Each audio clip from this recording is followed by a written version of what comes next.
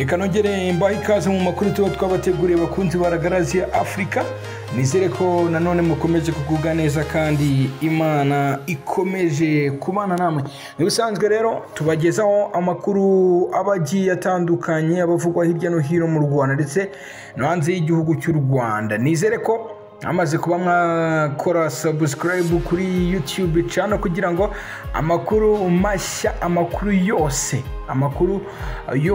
abavugwa mu Rwanda ndetse no hanze y'igihugu cy'u Rwanda azajya abageraho umunsi ku wundi. Mudukore subscribe rero kandi mbashimira mwebwe mukurikira amakuru yose tubagezaho. Nukuri Imana igikomeza kuba umugisha, kuba hafi, kubarinda ndetse kubungura ubwenge n'ibitekerezo byuko akomeza kwiteza imbere ndetse mukazajya mu bwami bw'Imana. Niba wowe uri kumva iyi nkuru cyangwa se iki kiganiro ubyizera kandi nabano niba utabyizera burya asante cyambere ari ubunyangamugayo, urukundo, kubana neza n'abantu. Burya cyo cyambere kugira ngo ujye gusenga utabana neza n'abantu utari nyangamugayo wabireka kwako birutwa no kutabikora. Amerika yasabye RDC guhagarika imikoranire na FDLR ndetse no korohera abigaragambya muri RDC. Umunyamabanga wa Leta Zunze Ubumwe za Amerika ushinzwe ububanyi n'amahanga Anthony G. Blinken yagiranye ikiganiro na Perezida Felix Tshisekedi amusaba guhagarika imikoranire na FDLR no kubahiriza uburenganzira bw'abigaragambya mu mahoro. Ni ikiganiro cyabaye ku 23 Gicurasi imbere y'uko Tshisekedi atangira uruzinduko mu Bushinwa. Mu gihe muri RDC hamaze iminsi haba imyigaragambyo y'abatavuga rumwe n'ubutegetsi, ariko polisi igakoresha imbaraga z'umurengera mu kubatatanya kugeza ubwo ari umwana wakubiswe bibabaje akajyanwa mu bitaro.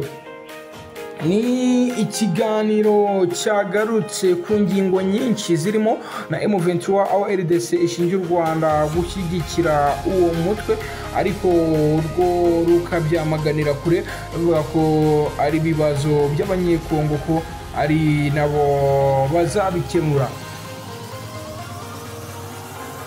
Uyu mutwe umaze iminsi uhanganye na leta mu ntambara yeruye, nubwo watangiye kugenda uva mu duce tumwe wari warafashe ukadushyikiriza ingabo z'umuryango wa Afurika y'Uburasirazuba ASRF.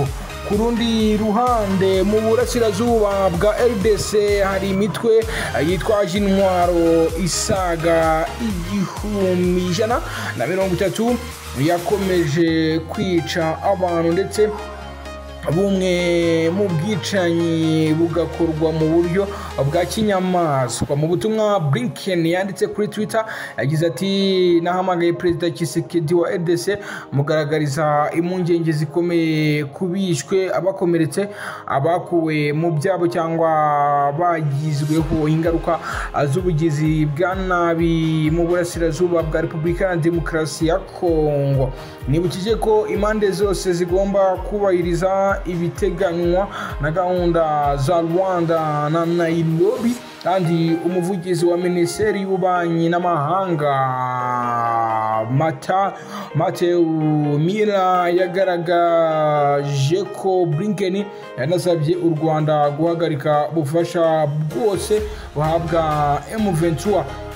Yakomeje ati yanashimangiye ko inzego za leta zose zikwiye guhagarika imikoranire na FDLR hamwe n'indi mitwe yose yitwaje intwaro. Rwanda rwakomeje kugaragaza ko RDC ikorana n'umutwe wa FDLR washinzwe n'abarimo abagize uruhare muri jenoside yakorewe abatutsi mu bihe bitandukanye, wagabye ibitero mu Rwanda abishe abantu abandi bagakomereka. Ni ibirego binagarukwaho n'ibihugu byinshi birimo Leta Zunze Ubumwe za Amerika, ariko RDC ishaka kuvuga ko mutwe nta mpungenge uteye ko ugizwe n'abo yita amabandi. Ingabo z'umuryango w'abibumbye zishinzwe kugarura amahoro mu burasirazuba bwa Kongo MONUSCO zatangaje ko muri icyo gihugu hasigaye abarwanyi ba FDLR bagera ku 1000. Muri icyo kiganiro kandi Blinken na Tshisekedi baganiriye ku kamaro ko kuba M23 yakomeza gusubira inyuma iva mu birindiro yafashe no gushyira intwaro hasi nk'uko biteganywa na gahunda y'ibiganiro ya Rwanda. Blinken ngo yashimangiye ko bikenewe ko impande zose zikwiye gushyira mu bikorwa ibyemeranyijwe muri gahunda zigamije amahoro za Nairobi ndetse na Rwanda. Muri icyo kiganiro hanagarutswe ku myigaragambyo imaze iminsi muri RDC yasembuwe n'abatavuga rumwe n'ubutegetsi. Imyigaragambyo irimo kuba mu gihe asigaye amezi make ngo muri icyo gihugu habe amatora ya perezida. Mira akomeje ati umunyamabanga wa leta yasubiyemo impungenge ku mvugo z'urwango n'amacakubiri yanikije ku burenganzira bw'abanyekongo bwo kwigaragambya mu mahoro kugira ngo bagaragaze ibibahangayikishije n'ibyifuzo byabo. Anashimangira ko Leta Zunze Ubumwe za Amerika zishyigikiye amatora yigenga kandi anyuze mu mucyo muri RDC. Imyigaragambyo ikomeje kuba muri iki gihugu yagiye igaragaramo ubugizi bwa nabi ahanini bukorwa na polisi y'igihugu kubera gukoresha imbaraga z'umurengera mu kuyihosha.